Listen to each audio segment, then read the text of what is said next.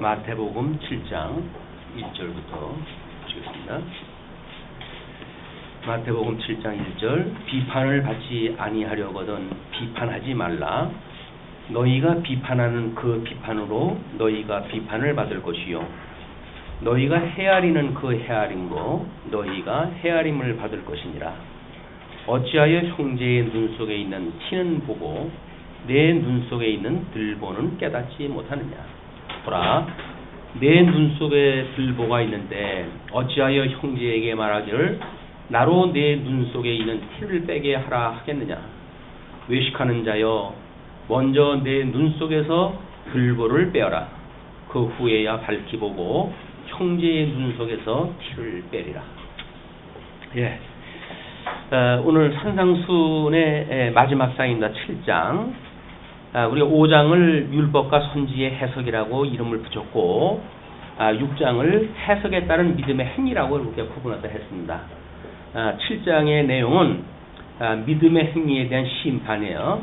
그거를 믿음 여부에 따라서 하나님께서 어떻게 심판하시는 내용인데 1절로부터 5절까지의 그 내용이 형제 비판에 대한 심판입니다.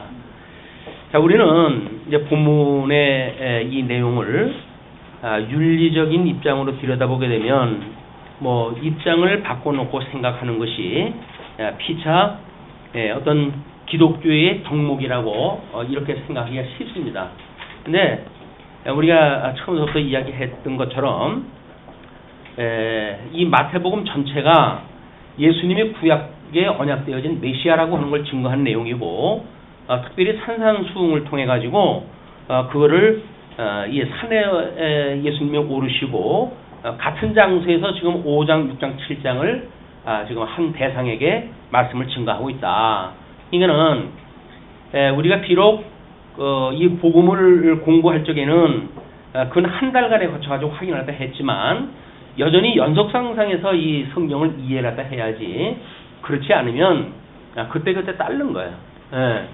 그래서 뭐 혹자는 그때그때 달라요 뭐 이런 그 이야기를 하고 그러는데 어떤 조직이고 운영하는 사람들의 특징입니다.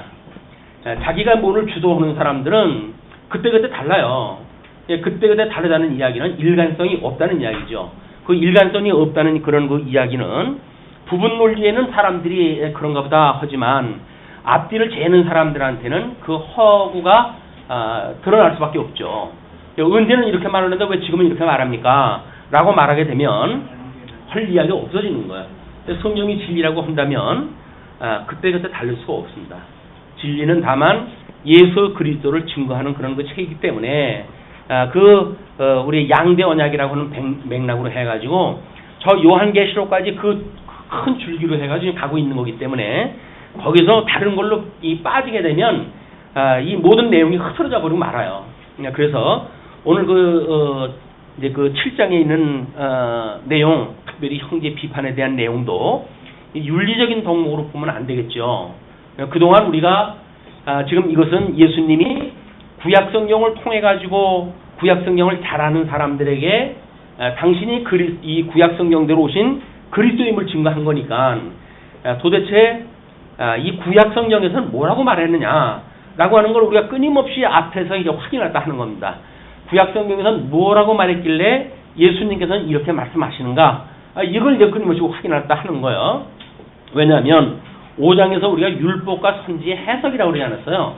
예수님이 율법과 선지를 지금 해석하고 있는 문제이기 때문에 그 해석이라고 하는 관점에서 이 문제를 다 봐야 예수님이 어떠한 그런 이유로 또는 목적을 가지고 설명해 가는지가 확인되어지지 그렇지 않으면 5장을 이야기할 적에는 뭐 이렇게 이야기를 하고 6장을 또 이야기할 적에는 또 뭐 자기 좋은 대로 해석을 하고 또 3장 들어가게 되면 우리들이 할 수 없는 일이라고 해가지고 뭐 띄워버리고 이렇게 되어버리고 만단 말이에요.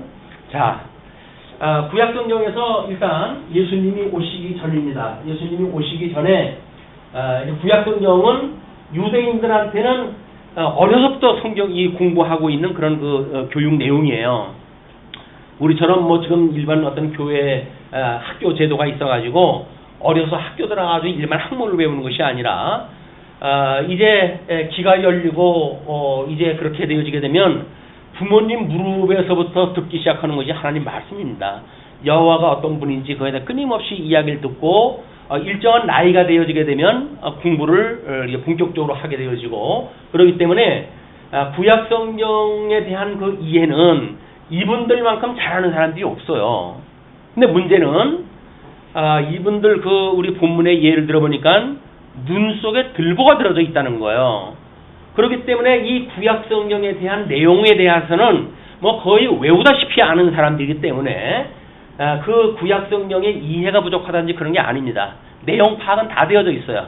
문제는 그것이 뭘 말하는 건데 그 역사가 뭔데 라고 하는 목표점을 놓친 거예요. 이제 그 중심 주제를 갖다 놓친 거예요. 그러니까 산발적이고 뭐 이런 그 역사 해석에 대한 구약 성경에 대한 거는 빠삭하게 이들이 알고 있는데도 불구하고 그것이 말하고자 하는 거를 놓치고 있단 말이에요.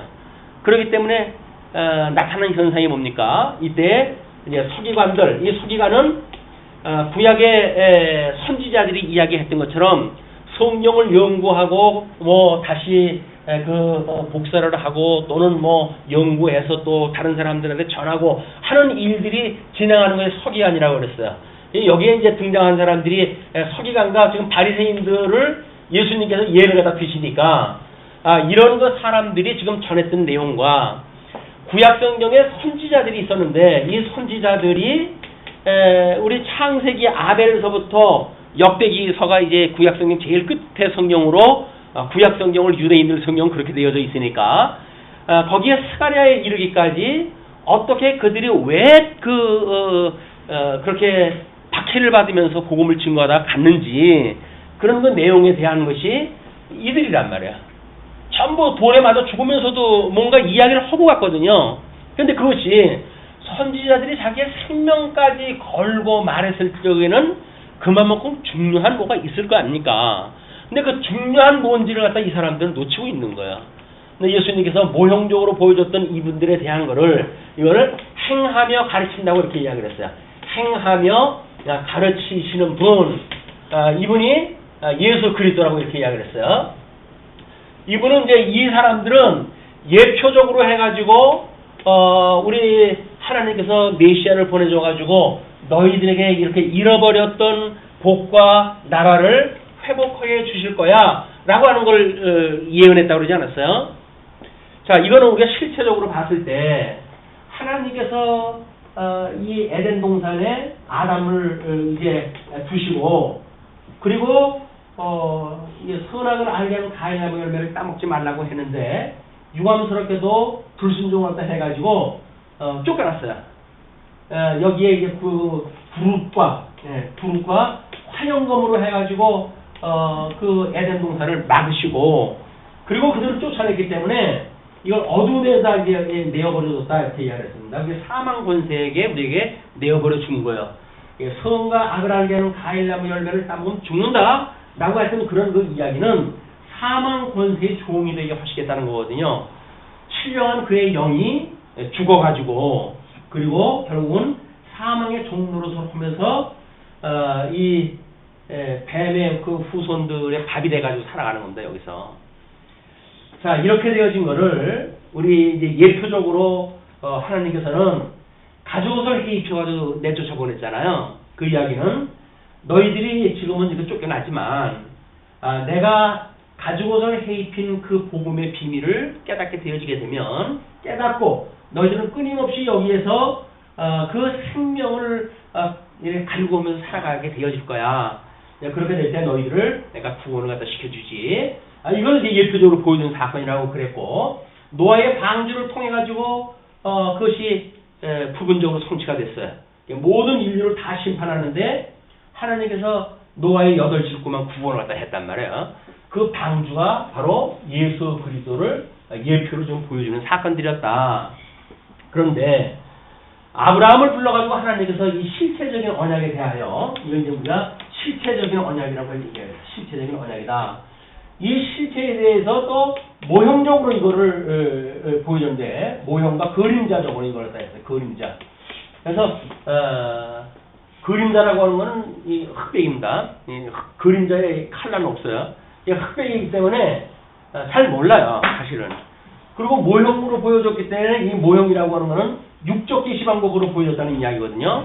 그렇기 때문에 신령한 세계의 의미를 딱히 알기가 좀 어렵게 되어져 있어요. 그렇지만 하나님께서 아브라함을 불러가지고 지금 이 아담에게 언약했던 그거를 그대로 지금 아브라함한테 보여주는 거예요. 그래서 이게 모형이라는 이야기입니다. 그렇게 해서 아브라함한테 주었는데 아브라함의 그 열조들이 결국은 애굽의 종으로 풀려나가잖아. 이 애굽의 종이 되어져 버리잖아요. 그러니까 이 애굽의 종으로 탄다는 그 이야기도 마찬가지로 이걸 좀 예표적으로 보여주는 사건이란 말이에요. 애굽의 종로로 탄다. 그 이야기는 아담의 그 후손들이 사망의 종로로 탄다. 이거를 모형적으로 보여주는 거니까. 그리고 이들을 이제 출애굽을 갖다 시키셔가지고 하나님께서 광야에 40년 동안 생활을 하게 하십니다. 40년 동안 광야 생활을 하시고 그리고 이 땅에 들어가가지고 하나님 약속하셨던 가나안 땅을 들어가가지고 너희들이 하나님 나라를 창건하고 분국되어지고 유수되어지고 회복되어지는 것이 우리들이 구약 성경을 보고 있는 역사서의 내용이란 말이에요.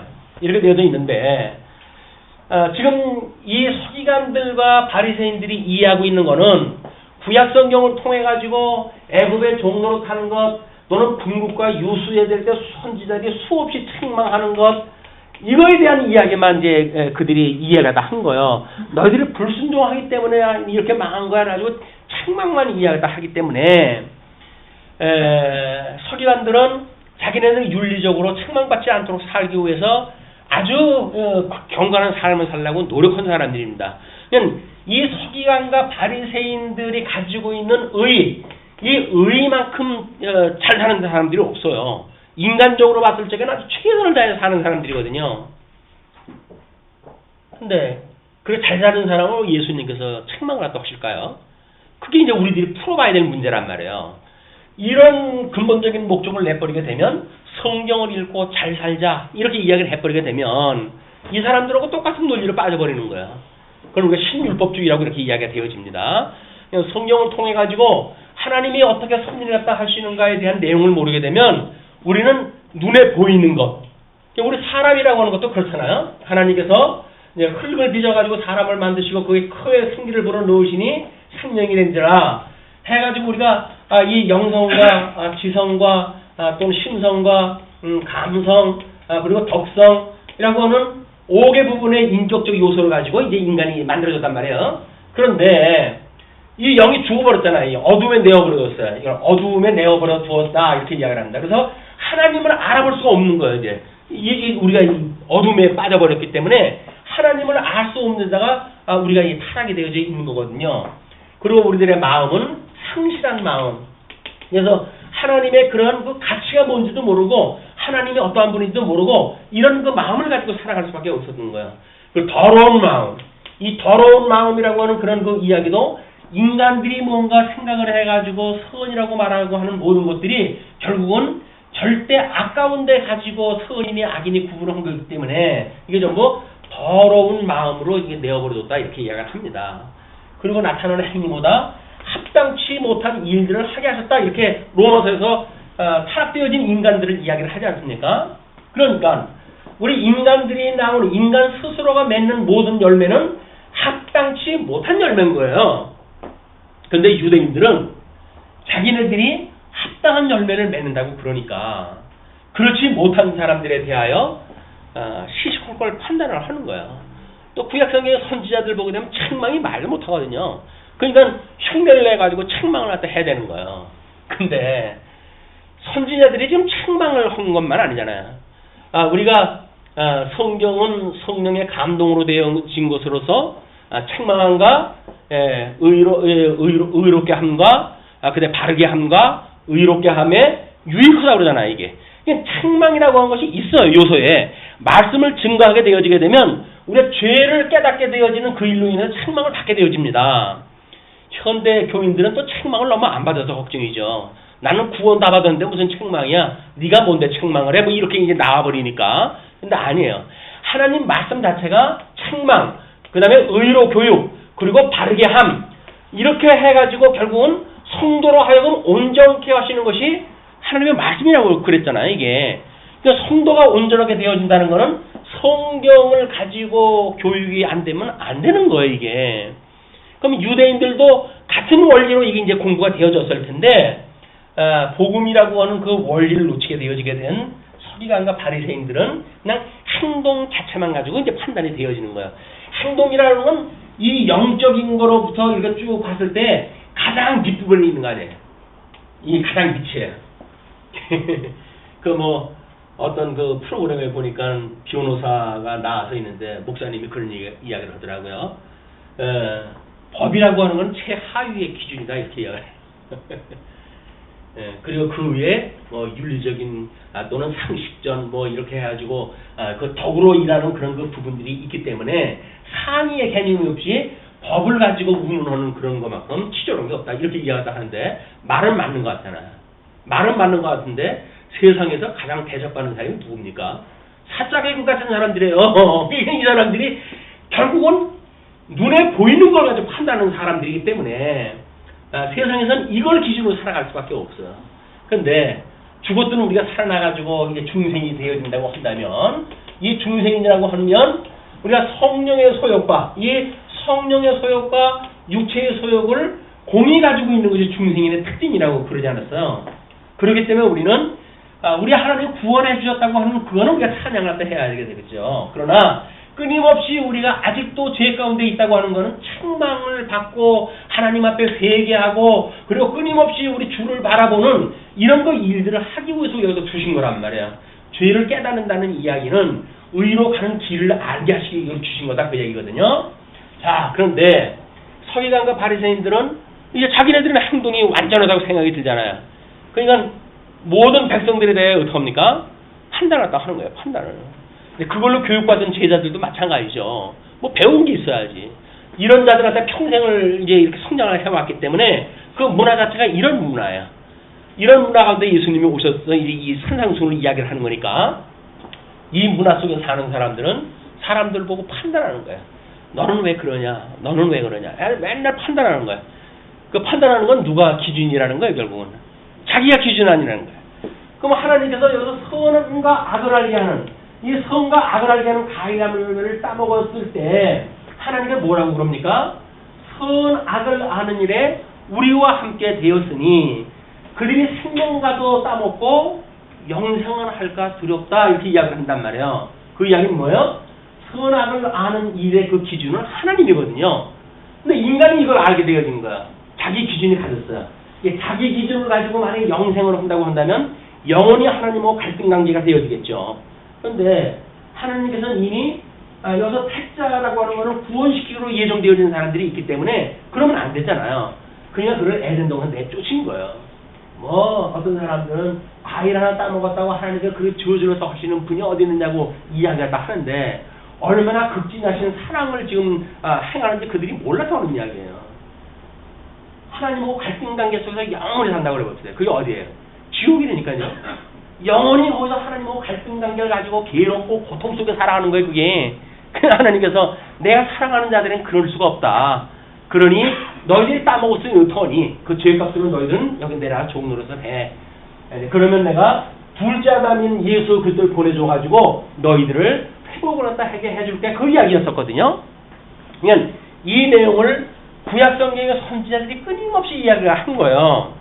이미 모세 오경에 언약을 갖다 하기를 모세 오경에 언약되어지기를 너희들이 내가 약속한 가나안 땅에 들어가게 되면 일찍이 나를 버릴 것이야. 그때 내가 너희들을 열방으로 흩어버릴 텐다. 이 열방으로 흩어버리는 게 약속이 되어져 있어요. 이때를 중심으로 해가지고 이제 이 선지자들의 활동이 되어진 거거든요.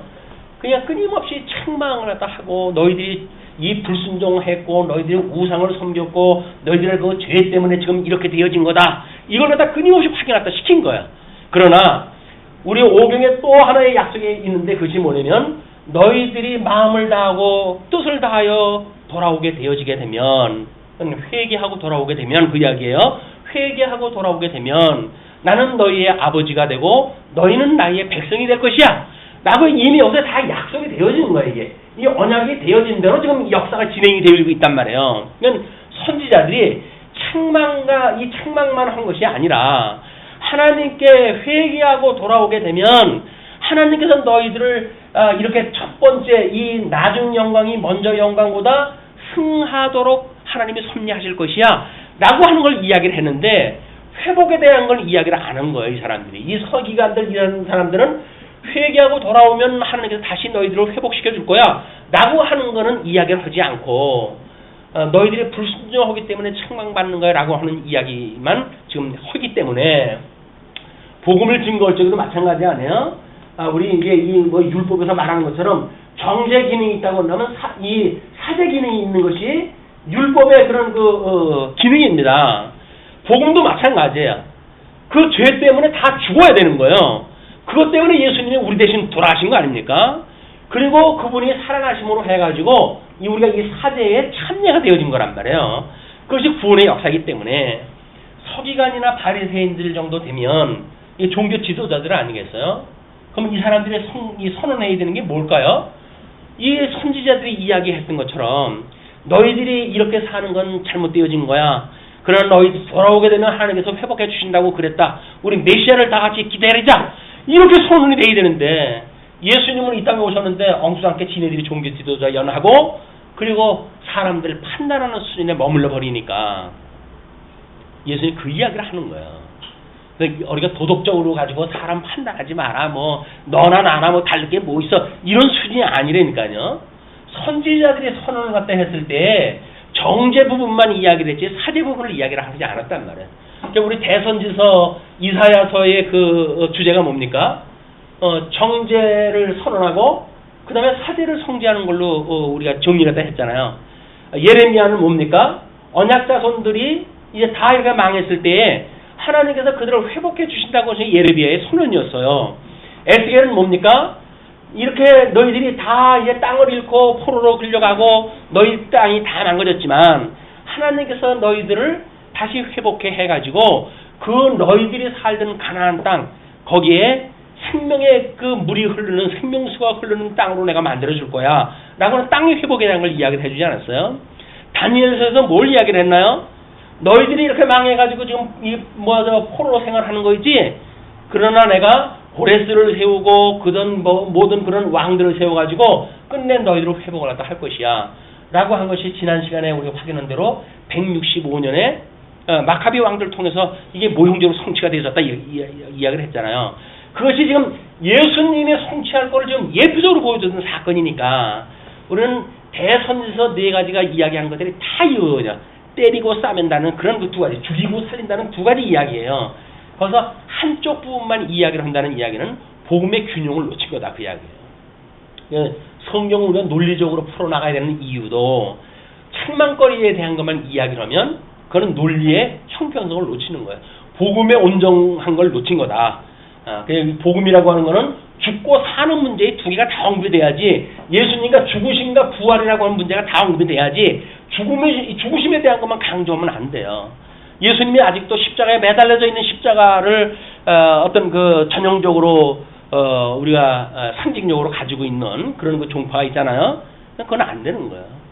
그렇다고 해서 빈 십자가만 가지고 우리는 구원받았어. 그러므로 우리의 죄에 대한 문제는 이제 우리는 아무 문제가 없어 라고 말하는 건 문제가 있는 거예요. 그 2개의 그런 그 빛을 우리가 봐야 된다. 하나는 예수 그리스도의 죽으심과 부활이다. 그래서 우리의 구약 성경대로 예수님이 오신 것이 성육신 하셔서 그죠? 그리고 고난을 받으시고 본디오 빌라도의 고난을 받으시고 십자가에 못 박아 죽음을 당하시고 그리고 부활을 갖다 하신다. 이것이 예수님의 지상 사역이라고 이렇게 이야기를 하지 않았어요. 그러니까 구약 성경에서 언약되어진 거는 예수님이 오셔가지고 이걸 다 이루시는 거예요. 역사를 통해 가지고. 그러니까 예수님이 이루시는 것에 대한 핵심이 뭡니까? 죽으심과 부활이 되니까요. 죽으심만 강조하는 것은 복음이 아니에요. 그렇다고 부활만 강조하는 것도 복음이 아니에요. 이 2가지의 균형을 놓친 걸 우리가 싸구려 복음이라고 이야기를 하는 겁니다. 싸구려 복음. 예수 그리스도와 함께 죽는다고 하는 처절함도 없고 예수님과 함께 살았다고 하는 그 놀라운 힘의 영향도 없고 예수님을 믿는지 안 믿는지 아무런 그런 표시가 안 나는 싸구려 복음으로 만들어지는 성도들의 모습이란 말이에요. 그러니까 행하며 가르치겠다 그 이야기예요. 내가 구약에서 언약되어진 메시아야 이걸 이야기를 하니까 너희들이 비판하지 말라 그 이야기예요.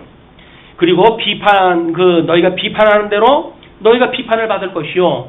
왜냐면 이렇게 정죄 부분만 이야기를 했으니까 너희들이 그걸 비판을 받을 것이고 너희가 헤아리는 그 헤아림으로 너희가 헤아림을 받을 것이니라.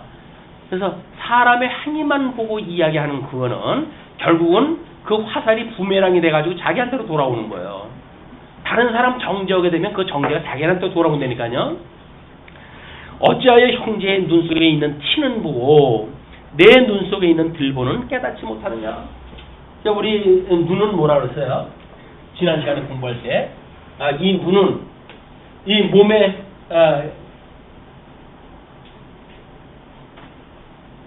이 우리들의 이 밝은 빛을 갖다 받아들이는 것, 눈이 온전할 적에 몸이 성하게 되어진다고 그러지 않았어요?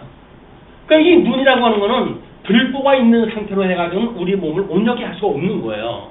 예수님이 우리 하나님을 보실 수 있는 분이 어떤 분이라고요? 마음이 청결한 사람. 이 더러움에 내려들어든 것이 아니라 마음이 청결한 사람이 비로소 하나님을 보는 거예요. 심령이 가난한 자가 천국을 누리는 거거든요. 그런데 여기서 뭐 말할 수 없는 어떤 지위를 가지고 이래가지고 부족한 것이 없다고 생각이 들면서 그의 속들은 전부 더럽고 상실되어진 걸로 해가지고 썩어져 있는 그런 그 마음을 가지고 있었던 그들을 예수님께서 너희들은 복 있는 자가 아니야. 구약에서 언약되어져 있는 복 있는 자는 바로 나를 이야기한단다. 그런데 그 복 있는 자가 지금 행하면서 가르칠 터인데 너희들에게 우리 하나님께서 복과 나라를 약속을 했지 거기에 복 있는 자로 내가 온 거야. 그러니 너희들은 회개하라. 뭐가 갖고 왔다? 천국이 갖고 왔다는 이야기예요. 회개라고 하는 것이 왜 그 예수님이나 세례 요한이 선언을 갖다 했을 때 회개하라고 했을까? 그 이야기는 너희들이 이렇게 어둠을 향하여 하나님께 버려둔 바 되어졌으니 마음을 돌이켜가지고 하나님을 향하는 쪽으로 회개라도 하지 않으면 방법이 없다는 거야. 그러니까 너희들이 이제 들보를 갖다가 있기 때문에 형제 눈에 티를 갖다가 보고 시비를 갖다가 한다. 그런 그 이야기죠. 그러면서 4절에 보라 네 눈 속에 들보가 있는데 어찌하여 형제에게 말하기를 나로 내 눈 속에 있는 티를 빼게 하라 하겠느냐. 외식하는 자요. 그런 자들을 외식하는 거야. 외식이라고 하는 건 뭐야? 이 몸뚱아리만 가지고 뭔가를 연출하는 자들. 이거 보면 다른 사람이 착잡을 게 없어요. 아주 뭐 거룩하게 살아가는 사람들이니까. 그런데 하나님께서는 그 속을 갖다 보셨거든요. 속이 웬 구더기가 썩는 그런 그 더러운 그런 그 속성을 가지고 있으면서 겉만 번들이하고 있으니까 그걸 외식하는 자다라 이렇게 이야기를 하는 겁니다. 외식하는 자여 먼저 내 눈 속에서 들보를 빼어라. 그 들보라고 하는 건 인본주의적인 모든 관점을 갖다 빼버려야 되는 거야. 오직 하나님의 은혜로만 가능하다고 하는 이런 그 은혜가 아니면 안 된다. 그런 그 이야기입니다. 그러니 그 후에야 밝히 보고 형제의 눈 속에서 티를 빼리라. 자, 그러면서 그래서 이제 그 주보의 정죄와 사죄라고 하는 두 개를 이제 사족을 붙여놓은 거예요. 그런 관점으로 이 문장을 봐야 이제 해석이 되어진다는 겁니다. 다음 6절서부터 12절을 보시게 되면 율법과 선지에 대한 무지의 심판을 갖다 이렇게 이야기를 하십니다. 거룩한 것을 개에게 주지 말며 너희 진주를 돼지 앞에 던지지 말라. 거룩한 것, 진주 같은 맥락이고요. 개, 돼지 같은 맥락입니다. 이런 거를 그렇게 하지 말라. 그들이 그것을 발로 밟고 돌이켜 너희를 찢어 상할까 할까 염려하노라. 예수님께서 이 복음을 바리새인들 이자들에게 복음을 증거했잖아요. 그냥 결국 이들이 예수님을 어떻게 해요? 잡아 십자가에 못 박아 죽이죠. 그거를 이미 예수님께서는 예표를 보여주는 거예요. 지금 너희들이 복음 증거하는 거 이 개와 돼지 같은 자들한테 이걸 주게 되면 분명히 이들이 돌아서 가지고 너희들을 해야 한다. 그러니까 조심해라 그 이야기, 경계해라 그 이야기예요. 뭐 이건 예수님이 돌아가시면 어쩔 수가 없어요. 경계해도 돌아가실 수밖에 없어요. 그러나 경계라고 하는 그런 그 이야기는 내가 말한 대로 지금 이루어질 테니까 너희들이 주목하고 그 사건을 봐라 그 이야기죠. 자, 그러면서 구하라 그리하면 너희에게 주실 것이요 찾으라 그리하면 너희에게 열릴 것이니 세 가지가 나오지요. 구하라, 찾으라, 두드리라. 성경 학자들마다 이거를 뭐죠? 반복적인 표현은 어떤 글을 써가는 수법상 그렇게 한 것이고 또는 지속성을 이야기를 하거나 반복성 뭐 이런 걸 이야기하는데 의미가 있다 이렇게 이야기를 하는데 우리는 한번 구체적으로 한번 볼까요? 구하라고 하는 건 기도니까 그 기도가 결국은 뭐겠어요? 하나님의 뜻을 구하겠죠. 그럼 이제 구하는 것이 이 하나님의 뜻을 구해요. 이 하나님의 뜻이 우리는 주기도를 통해 가지고 어떠죠? 이 하나님의 뜻이 저 하늘에서 이루어졌다고 이렇게 이야기했어요. 그리고 이 하늘에서 이루어진 하나님의 뜻이 이 땅에서도 이루어지기를 구하고 있어요. 우리 땅에서 구하는 건 뭐예요? 하늘에서 이루어진 하나님의 뜻을 구할 거 아닙니까? 그런데 이걸 구하기 위해 가지고 우리가 뭐가 필요하니까는 아버지의 이름을 거룩하게 하시고 아버지의 나라가 오게 하시고 그리고 뭘 구하죠? 양식을 구해요. 양식. 이게 양식에 우리들 일용할 양식. 이 일용할 양식에서 너희들이 보는 것처럼 책망거리만 본다고 이야기한 건 제대로 찾는 게 아니야. 온전히 여기서 예수님이 말했던 건 나는 곧 길이요 진리요 생명이니 예수님이 어떠한 그 메시아가 어떤 분인지 우리 양변약으로 주셨던 복과 나라로 주셨던 그런 그 복 있는 자가 누군지 메시아가 누군지 이런 걸 너희들이 찾지 않으면 이런 사람들처럼 엉뚱한 거에 빠지고 마라. 그러니 하나님의 뜻을 구하는 포괄적인 그런 것 안에 구체적으로 언약되어진 메시아를 거기서 찾아내지 못하면 너희들은 성경을 공부하나 마나야. 그런 그 이야기예요. 그러면 예수님을 찾아가지고 또 하나는 두드리라 그러잖아요. 근데 예수님을 우리는 성경을 객관적인 진리로 봤어요. 그래? 메시아로 언약대로 오셨다고? 그 하나님은 언약대로 이루시는 분이네. 그 이야기가 우리는 뭐라 그랬어요? 객관적 진리라 그랬어요. 이 객관적 진리. 근데 우리 성도들에게 열매가 맺지 않는 건 뭐라 그래요? 히브리서 기자가 마음으로 화합지 않기 때문에 이런 그 일이 나타난다 그 이야기거든요. 주관적인 믿음으로 우리가 이거를 받아들이지 않으면 그것이 그냥 객관적인 진리일 뿐이에요. 그냥 성경이 그렇다는 이야기를 누구든지 다 시인을 또 한다니까요. 근데 문제는 그 예수님과 인격적 교류가 안 일어나는 거야 이게. 그래서 우리는 예수님의 문을 두들기면 그 두들겨가지고 예수님께서 그 문을 열어주신다고 그러잖아요. 양의 문이 되시는 예수님께서 목자장 되시는 예수님께서 당신의 마음을 열고 우리를 받아들였을 때 우리가 그걸 연합이다 이렇게 이야기를 하는 거예요. 예수 그렇다고 연합되어진다 그런 그 이야기입니다. 그래서 인격적 교류가 돼야 성도지 성경 잘한다고 해가지고 이게 성도가 아니라니까요. 이 사람들은 박사였어요. 지금도 뭐 성경을 원어로 해야 된다 어쩐다 해가지고 파는 사람들이 있는데 이 사람들은 그건 맨날 먹고 이 사람들 그거 하던 사람들이니까요. 근데 다시 그쪽으로 가. 이 복음이 뭐냐라고 하는 걸 찾을 생각을 안 하고 이 사람들이 연구했던 것대로 해가지고 성경이 원어가 어떻고 이런 코 막고 답답한 사람들이 있는 거예요 지금도. 어떻게 하겠어요?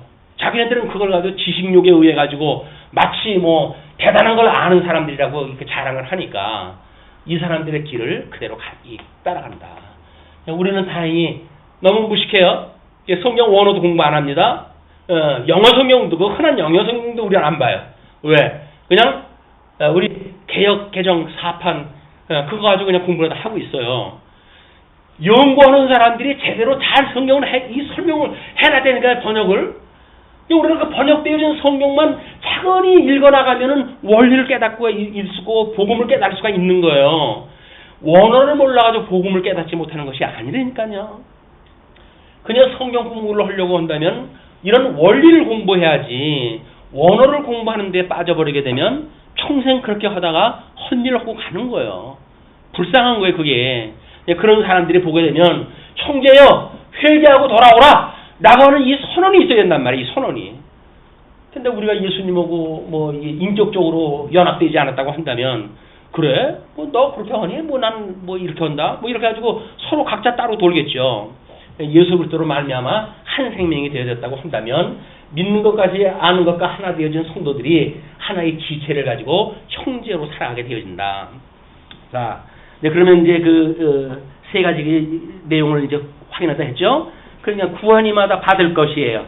하나님의 뜻을 우리가 구할 때 그걸 이제 받게 되어집니다. 찾는 이는 찾아낼 것이에요. 찾아낸대요.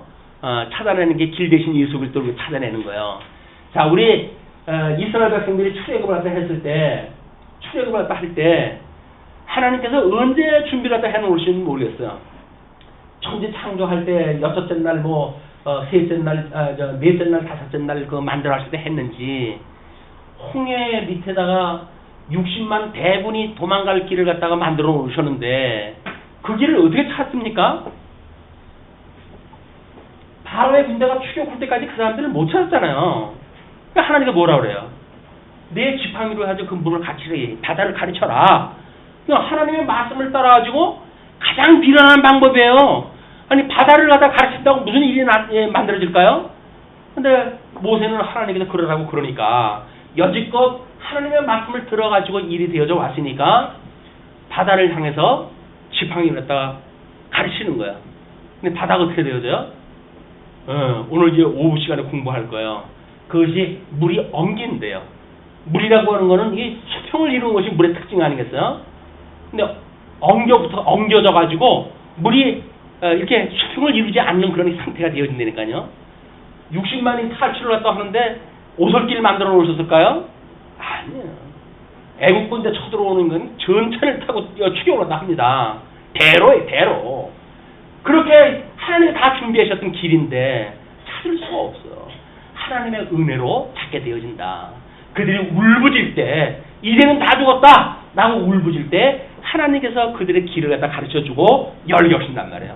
그걸 찾으라는 거예요. 너희들 찾게 하실 거다 이거죠. 찾아낼 것이고 문을 두드리라 그리하면 너희에게 열릴 것이니. 우리가 이제 가끔 종속적 의인이 이런 걸 이야기를 하면서 그러잖아요. 그럼 하나님이 다 하시면 우리가 아무것도 안 해도 되겠네. 난 로봇인가? 그게 성경을 억지로 지금 어깃장 놓겠다는 이야기나 똑같은 거예요. 하나님께서 우리한테 이런 그 더러움에 내어버리는 건 뭐예요? 더럽게 살아가도록 하나님께서 만들어 가신다는 거 아니에요? 여기서 회개하고 깨끗하게 살아가는 사람들은 또 그렇게 만들어 가시는 거예요. 그걸 하나님께 하신단 말이에요. 그게 우리 인격을 통해서 하나님께 해가시는 일이지 로봇을 가지고 하나님께서 하시는 게 아니다. 그런 인격에 대한 이야기입니다. 여기서 구하는 것, 찾는 것, 두드리는 것, 이거는 성도들이 그렇게 해야 되는 걸로 이제 설명이 되어지는 거예요. 그러면서 너희 중에 누가 아들이 떡을 달라 하는데 돌을 주며 생선을 달라 하는데 뱀을 줄 사람이 있겠느냐.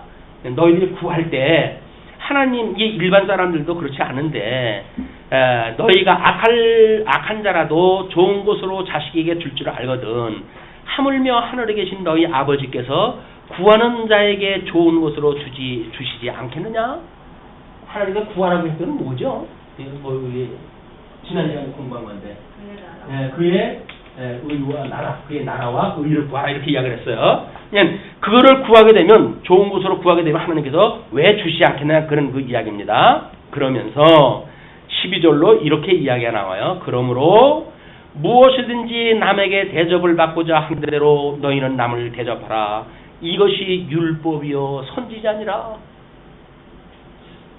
이게 앞에 말로 연결이 되어지는 겁니까? 이게 어떤 주석서를 보니까 칼빈도 이 12절의 내용은 6절서부터 11절까지의 내용을 받는 구절이 아니다. 이렇게 이야기를 했대요. 왜? 생뚱맞잖아요. 생뚱맞아요. 이걸 이런 식으로 풀어가지 않으면 그러므로 이렇게 이야기했던 12절 무엇이든지 남에게 대접을 받고자 하는 대로 너희도 남을 대접하라. 이것이 율법이요 선지자니라 라고 했던 그 말씀이 생뚱맞는 거예요. 아니 비판하지 말라고 그렇게 해서 비판 안 했으면 됐지. 이렇게 돼가지고 그러면 우리 보고 받고 싶은 대로 받으는 얘기인가? 이렇게 이야기 되어져요. 자, 우리는 양식을 주시옵고 그럼 뭘 또 구해죠? 양식을 구한 뒤에 우리가 죄 지은 자를 사하여 준 것처럼 우리 죄를 용서하여 달라고 이렇게 이야기를 해요. 다른 사람을 용서한 것만큼 우리들의 사죄를 구하게 되어지는 거야. 그래서 지난 시간에 우리가 공부를 했지만 하나님께서 그 사람들한테 너희들의 형제들에게 이런 것들 잘못을 용서하지 않는다고 한다면 이러죠. 6장 14절에 이렇게 이야기를 합니다. 너희가 사람의 잘못을 용서하면 너희 하늘 아버지께서도 너희 잘못을 용서하시려니와 너희가 사람의 잘못을 용서하지 아니하시면 너희 하나님께서도 너희 잘못을 용서하지 아니하시리라. 용서하지 않는 이야기예요. 그러면 우리는 이 사죄를 하나님 앞에 끊임없이 구하죠. 이 구한다는 이야기는 우리 주님께서 우리를 용서하셨어요 라고 하는 대전제가 있는 거예요. 그러므로 다른 사람을 정죄하지 않는 기본을 가지고 우리가 용서를 빌어야 이게 정상적인 거지. 자기는 용서를 받았어요. 1만 달란트 탕감을 받았다고 하면서 100대나리온 빚진 자를 용서를 못하면서 우리 주님 나를 용서를 갖다 해주세요. 내 죄 사했네 라고 하는 건 새빨간 거짓말이란 말이에요. 이게 사랑의 이치예요. 사랑의 이치. 그냥 사랑이라고 하는 거는 우리 이렇게 말할 수 없는 우리들의 죄진 사람들을 용서해 주는 걸로부터 시작이 되어지는 겁니다. 그 이야기는 결국 내가 말할 수 없는 죄인데 용서함을 받았어요라고 하는 신앙 고백이에요. 그 신앙 고백 후에 우리의 죄를 나머지의 그 죄를 온전케 할 때까지 우리 죄를 용서해 주세요라고 하는 기도가 가능한 거란 말이에요. 주기도를 갖다 할 적에는 그 기도하면서 우리는 다른 사람 용서할 수가 없잖아. 내가 죽을지언정 그 원수를 용서할 수가 없어. 내가 눈이 감기 전에는 내 눈에 흙이 들어가기 전까지는 내 원수 그 저놈을 잊어버릴 수가 없어. 아들들 다 불러놓고 마지막 유언을 갖다 합니다. 이런 대천지 원수가 있다. 죽어도 너희들은 그 원수를 갖다 잃지 마라. 이렇게 이야기를 하거든요. 그 자녀는 자기가 무슨 그 원수 관계인지도 몰라요. 평생 그 원수 갖기 위해서 일생을 보내요. 이게 무슨 저주받은 짓입니까 이게. 사랑을 하는 사람들은 얼마나 행복한지 몰라요. 왜? 내 죄 용서받은 것 때문에 이미 뭐 출애굽을 갖다 했던 이 놀라운 은혜가 얼마나 큰 은혜입니까? 그 은혜를 깨달은 사람들이 겨우 자기한테 무슨 해코지 했다고 해가지고 그걸 용서를 못한다? 그렇다고 한다면 그는 예수님을 믿는 사람이 아니라 그 이야기예요. 너무 이제 우리가 이 이야기에 대한 본질 문제이기 때문에. 근데 그렇게 남에게 대접을 받고자 하는데 이 사람들이 대접을 받는 것이 뭐예요? 자기네들은 자기네들이 쌓은 의의를 가지고 백성들한테 가르치고 대접받기를 원할 거 아니겠습니까? 그러니까는 그렇게 해가지고 너희들이 다 망하고 만다. 다 망하고. 자, 그러면 그런 것들이 결국은 남에게 대접을 받고자 싶은 대로 대접을 갖다 하는 것, 이것이 뭐라고요? 그것이 율법이 선지래요. 율법과 선지자. 율법과 선지자가 협의적으로 해가지고는 모세 오경과 선지서, 뭐 그 우리 그 주보의 소개를 갖다 해드렸지만 전 선지서, 후 선지서, 막 이것이 대부분이 역사서의 내용들이 전부 그 이야기예요. 이게 그 선지서가 뭐라고요? 모세 오경이 결국 뭐라고요? 대접받고자 싶은 대로 대접을 하라는 이야기예요. 여기서 우리가 무엇을 믿는가대로 되어질 수밖에 없는 거다. 그러면 우리 예수 그리스도의 죽으심과 부활을 믿는 사람들에게 하나님께서 그 반열에 의에 참여하시는 은혜를 주셨는데 이것이 성경, 구약 성경이 너희들한테 말하는 본령이야. 그 이야기예요. 너희들 엉뚱한 거 가지고 행위 가지고 그걸 따지지 마라. 성경이 말하고자 하는 그 이야기는 끊임없이 주님의 그 메시아가 죽으시고 부활할 걸 예표적으로 보였던 사건이니까 그걸 제대로 너희들이 찾아내야 하나님의 나라의 백성으로 살아갈 수가 있는 거야. 제자들한테 너무나 애절한 그런 그 심정을 가지고 이야기를 하시는 겁니다. 그러면서 20절로부터 이제 23절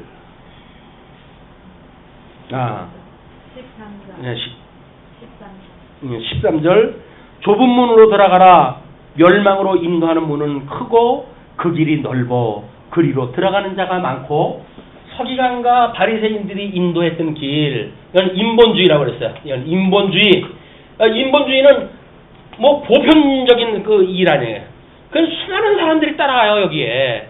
너무 그럴듯하거든요. 그 행위를 보면 뻔히 알잖아요. 그러니까 이 사람 인본주의라고 하는 길이 넓어요. 근데 우리 이 신본주의, 오직 주님으로 말미암아 라고 믿는 사람들의 길은 매우 좁은 길이에요. 좁은 길이고 아까도 이야기를 했지만 개나 돼지한테 그걸 주게 되면 너희들 해할 거야, 해칠 거야 라고 이야기했던 것처럼 이 좁은 길로 가는 사람들은 이루 말할 수 없는 박해를 받게 되어진다. 이게 선언되어지는 겁니다. 그러면서 그 좁은 문으로 들어가라. 멸망으로 인도하는 문은 넓고 그 길이 넓어 그리로 들어가는 자가 많고 생명으로 인도하는 문은 좁고 길이 협착하여 찾는 자가 적음이라. 요 찾는 자가 나오죠? 요 찾는 자가 십자가 길 찾았던 사람들이에요. 앞에. 그죠? 그냥 이 본문에서 다 설명이 되어 있다니까요. 그거를 자꾸 선입견을 가지고 윤리라고 하는 측면에서 가장 모범적인 그 기독교의 그 어떤 윤리 강령을 이야기하는 것처럼 말하니까 성경의 본질을 놓치는 거예요. 부분적으로 원어를 찾아가서 들어가다 보니까는 그냥 성경이 이렇게 읽어나가면 다 설명되어지는데 그걸 찾을 수가 없는 거예요. 우리는 성경만 착실하게 읽어나가면 되는 겁니다. 자, 그러면서 15절서부터 이런 이야기를 합니다. 23절까지 믿음의 행위의 열매에 대한 이제 그 심판이에요. 거짓 선지자들을 삼가라. 양의 옷을 입고 너희에게 나오나 속에는 노략질하는 일이라. 이 거짓 선지자라는 건 대부분 여기서 말했던 서기관과 바리새인들에 대한 그런 그 이야기입니다. 물론 이제 넓은 의미로 해가지고 거짓 선지자라고 하는 그 맥락으로 이해를 하면 더 이제 그 후대까지도 우리가 볼 수가 있겠죠. 그들의 열매로 그들을 알지니 가시나무에서 포도를 또는 엉겅퀴에서 무화과를 따겠느냐? 그럴 수 없는 건 너무나 자명한 일이죠. 이와 같이 좋은 나무마다 아름다운 열매를 맺고 못된 나무가 나쁜 열매를 맺나니 좋은 나무가 나쁜 열매를 맺을 수 없고 못된 나무가 아름다운 열매를 맺을 수 없느니라. 아름다운 열매를 맺지 않는 나무마다 찍혀 불에 던져지느니라. 이러므로 그들의 열매로 그들을 알리라. 그러면서 그 열매에 대해서 이렇게 이야기를 합니다. 나더러 주여 주여 하는 자마다 다 천국에 들어갈 것이 아니요 다만 하늘에 계신 내 아버지의 뜻대로 행하는 자라에 들어간다. 뜻대로 행하는 자가 누구라고요? 행하며 가르치시는 예수 그리스도예요. 이분하고 우리가 연합되어져 한 몸이 되어진 사람들 아니면 들어갈 수가 없는 곳이다 그 이야기죠. 그날에 많은 사람이 나더러 이르되 주여 주여 우리가 주의 이름으로 선지자 노릇하며 주의 이름으로 귀신을 쫓아내며 주의 이름으로 많은 권능을 행하지 아니하였나이까 하리니. 그렇게 해요. 이제 인본적으로 해서 자기네들 했던 것, 여기서 쌓았던 것 이런 거 가지고 마지막 날 주님 앞에 이제 고백을 갖다 할 거예요. 그런데 그때 내가 그들에게 밝히 말하되 내가 너희를 도무지 알지 못하니 불법을 행하는 자들아 내게서 떠나가라 하리라.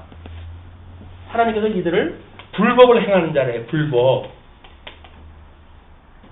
하나님이 우리 주님은 뭐예요? 이분이 길이에요. 진리예요. 이분이 생명이에요. 이쪽에서 말하고 있던 모든 법이 뭐라고요? 이분에 대한 이야기라니까요. 그러니까 율법대로 한다는 이야기는 이분을 말해야 그것이 법이에요. 그런데 그걸 자기네들 중심적으로 해석한 모든 것들이 불법이란 말이에요. 이 불법을 행하는 거예요, 이게. 근데 열매는, 우리 사람들이 봤을 때 열매는, 이 사람들이 더 멋있는 열매를 맺는 것 같다니까요. 거룩하고, 버드름을 피고, 속에서 느글느글 하지만, 얼마나 거룩한 척 하는지, 속을 보면 모릅니까? 지나나나? 그 속에 들어있는 게 똥밖에 다 들어있어요? 그런데도 거룩한 척을 하다 하니까, 거룩하다고 그러면 거룩하다고. 그래가지고 손 씻지 않고 음식 먹는 사람들 정지하고. 이 예수님이 뭐라 그래요? 얘들아, 입으로 들어가는 게 더러운 게 아니라 너희들 입으로 먹고 뒤로 나오는 게 더러운 거야. 그게 뭐예요? 똥이 더럽다는 이야기야. 똥이 더럽다는 거야. 너희들이 전부 입으로 먹고 똥 싸는 거 그게 더러운 거야. 너희들이 그런 불법으로 나오는 모든 윤리적 행위 이것이 너희들 똥이야 이놈들아. 그 이야기를 하는 거예요. 근데 이걸 모르게 되면 우리들이 여기서 예수님을 향해가지고 살고 싶고 의를 우리가 추구하고 싶고 그럼에도 불구하고 육신이 연약해가지고 고통이 있고 그 죄악 때문에 우리가 심한 하나님 앞에 눈물을 흘리고 하는 사람들에 대하여 손가락질 할 수가 있습니까? 아닌 거예요. 오히려 그 사람들은 하나님을 향해 가지고 나가고자 하는 사람들 아닙니까? 그런 사람들한테 어떻게 손가락질을 갖다 하고 정죄를 갖다 하겠어요. 율법적인 어떤 그런 행동, 이런 윤리적으로 사람들이 연출하는 이런 그 윤리적 행위라고 하는 그거는 경계의 대상이다.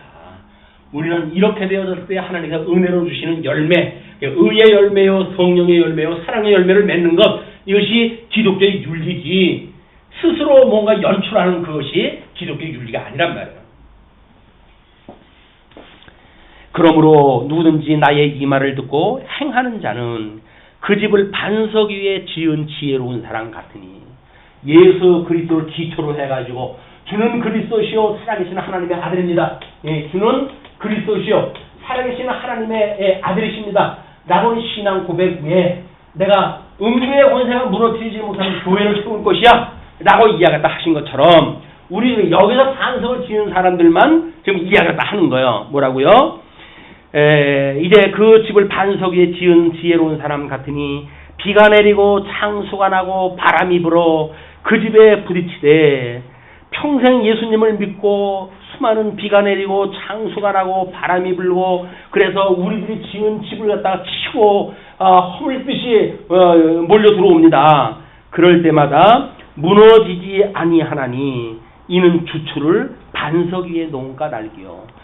예수님이 하신다고 하는 그 반석 위에 우리 집을 지었기 때문에 우리는 음부의 권세가 무너뜨리지 못하는 교회가 되어진다 그 이야기예요. 뭐 윤리적으로 도덕적으로 뭐 해가지고 뭔가 아름다운 걸 만들어내고 무슨 마케팅에 의해 가지고 교회가 부흥되어지고 이런 그 일들은 나의 이 말을 듣고 행하지 아니하는 자는 그 집을 모래 위에 지은 어리석은 사람 같으리니, 비가 내리고 창수가 나고 바람이 불어 그 집에 부딪힘에 무너져 그 무너짐이 심하니라. 이것이 예수님 오시고 2000년 동안 계속되어졌던 주님의 몸된 교회의 시련이고 시험인 거예요. 주님의 몸된 교회는 2000년 동안 끊임없이 로마 제국에 의해 가지고 핍박을 받고 예수님을 믿는다고 하는 그런 거 이유로 해가지고 짐승의 밥이 되어지고 심지어 뭐 그들을 화형을 시키고 그들을 죽여가지고 로마의 길거리에 등불을 갖다 삼았던 이런 사악한 시절에 믿음의 선배들이 오직 주는 그리스도시고 살아계신 하나님의 아들이라고 했던 신앙 고백 때문에 해를 당했던 일들이에요. 그 개들에게 복음을 증거했던 그런 이유로 해가지고 자기네들 전부 지옥 백성이라 갖고 선언 아닙니까? 그러니까 그들을 전부 잡아가 죽인 거예요. 우리 주님만이 오직 만왕의 망이요 만주의 주입니다 라고 이야기를 했더니 로마 제국에 황제가 있는데 무슨 소리냐 저놈 죽여라 다 죽이는 거 아니겠어요? 이게 초대교회 때 그 비극상이에요. 그래 놓고 313년 기독교가 이제 겨우 우리 햇볕으로 나오니까 기독교가 이제 내부적으로 싸우기 시작을 하네요. 왜? 300여 년 동안 뭐 지하에 숨어가지고 엄청난 부를 갖다가 이제 확 끌었다 했거든요. 그리고 뭐 나라의 국왕이 이제 지지를 갖다 해주는데 예수 믿는 사람들이 기가 살기 시작을 했어요. 그래 놓고는 온통 교회가 싸우기 시작을 합니다. 그리고 스스로 그 안에서 교황이라고 하는 그런 그 황제를 만들어내요. 세상의 바깥에 있는 황제 피해가지고 왔더니 그 안에 황제를 만들어내가지고 자기가 또 이제 전부 통치를 갖다 하네요. 그래가지고 그 어둠의 중세 시대를 건넜어요. 종교 개혁자들에 의해 가지고 겨우겨우 이제 모든 사대주의들을 다 멸하고 그걸 파하고 그리고 종교 개혁을 일으켰건만 종교 개혁이 일어난 지 한 500년 남짓 지나왔잖아요. 전부 사대주의로 다시 돌아가 버리고 하나님의 말씀 오직 성경이라고 외쳤던 종교 그 개혁자들의 정신이 온데간데 없어지고 전부 의식주의로 돌아가고 중세시대에 다시 돌아가는 거예요. 이게 이런 그 길목에 지금 우리가 서 있는 겁니다. 예수님 오셨을 때 제자들이 그 말씀을 들었다고 한다면 2000년이 지난 오늘 우리 주님께서는 이 말씀을 통해 가지고 너희들이 지금 어디에 서 있는지를 아니? 지금 이 이야기 했던 장면하고 똑같은 자리에 너희들 서 있는 거야. 너희들이 어떤 것이 복음인지를 알아야 너희들이 구했던 그 길에 뭐 풍파가 일어나고 파도가 치고 뭐 이렇게 한다고 할지라도 무너지지 않는 교회가 되지. 그런 것이 무서워가지고 세상 사람들한테 적당히 야합하고 적당히 뭐 양보하고 그래가지고 인본주의자로 합한다고 한다면 그것이 대단한 이 대형의 그 교회가 만들어진다 할지라도 그거는 무너지고 마는 모래 위에 집을 지은 거나 똑같은 거야. 그걸 지금 선언하다 하시는 거야. 이 선언은 예수님이 당신이 그리스도라고 한 것을 증거한 것이고 2000년이 지난 오늘 이 시간에는 그 말씀하셨던 주님이 2000년 동안 그게 사실이었다고 하는 사실을 우리는 역사로 확인했다 하고 성경을 통해서 확인했다 하고 그리고 지금 선언이 되어지는 거예요. 그때 당시에 예수님의 그 이야기를 들었던 제자들은 긴가민가 했을 거야. 확인이 안 돼가지고. 우리는 너무나 확실하다 이제. 예수님이 오셨던 성경을 통해 가지고 신약 성경이 어떻게 주님이 그 말씀하셨던 직임에 대한 것이 성취되어졌는지 이미 성경을 통해서 확인되어졌어요. 뿐만 아니라 교회사 2000년사를 통해 가지고 믿음의 선배들이 이 의를 위해 가지고는 이쪽에 있는 생명을 초계와 같이 버렸다고 하는 이 사실들을 우리는 확인을 또 했단 말이에요. 무엇을 먹을까 무엇을 마실까 염려하지 마라. 그의 의와 나라를 구하라. 그러면 하나님께서 그 나머지 건 다 주신다 그 이야기예요. 왜? 언약대로 이루시는 모든 핵심의 내용이 뭐니까? 그의 의와 나라니까. 예수님 안에 너희들 들어갔으면 영생을 얻은 거야. 이 사망 권세가 너희들한테 휘두르는 걸 휘두르지 마라. 밀어나게. 너희들은 예수 그리스도라는 영생을 얻었기 때문에 설사 여기서 내 육신의 생명을 버린다 할지라도 너는 영원한 하나님 나라에서 영원동토록 그 하나님을 찬송을 하며 살아갈 것이니까. 아직도 이 세력이 들어오십니까? 우리가 기도할 문제란 말이에요. 끊임없이 기도할 문제. 육신을 가지고 있기 때문에 아직도 육신의 소욕과 우리 안목의 정욕과 이생의 사랑이라고 하는 이 마귀가 흔들어대는 거에 의해서 우리 미혹을 당하고 있으니까 그거로부터 시험에 빠지지 않게 하시고 우리의 모든 일생살, 사회생활, 경제생활, 정치생활 모든 영역 속에서 우리를 시험에 빠지지 않게 하시고 그리고 이 더러운 악으로부터 우리를 구원하다 하소서. 이 악으로부터 구원해달라는 이야기는 뭐예요? 구원을 받았다는 거예요? 안 받았다는 이야기? 안 받았으니까 구원해달라고 그러지요. 근데 구원 다 받았대. 지는 이제 자유래.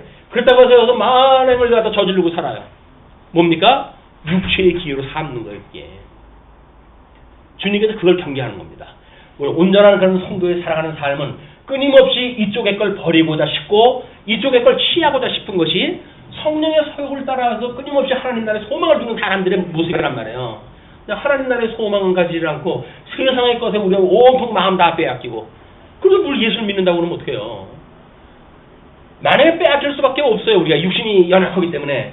그런다고 한다면 우리는 눈물을 흘리면서 하나님 앞에 기도할 일이죠. 시험에 빠지지 않게 해주세요 라고 하는 절규가 있어야죠. 근데 이거 대충 우리 구원 받았으니까 라고 싸구려 복음에 우리가 매도되지 말자. 정말 진정한 복음이라고 하는 이야기는 여기서 죽는 일이에요. 여기서 죽고 예수 그리스도와 함께 이 죄악 세상에서 죽고 그리고 의의 세상에 우리가 다시 살아나는 일이다. 이런 것들을 우리가 지향하는 이것이 이번 주에 우리 인지의 그런 그 행사도 있지만 좀 더 진리를 전승하고 보수하는 그런 그 일들이 정저 이 말씀을 마치심에 무리들이 그의 가르치심에 놀라니 이는 그 가르치시는 것이 권위 있는 자와 같고 그들의 누구와 같지 않다고요? 이 서기관들하고 같지 않단 말이에요. 이 거짓 선지자들하고 같지가 않다. 예수님이 말씀하신 것만 권위 있는 성경대로 그 권위 있는 말씀으로 사람들이 그걸 깨달은 거예요. 그래서 그 가르치는 사람들이 전부 무리들이 놀라요.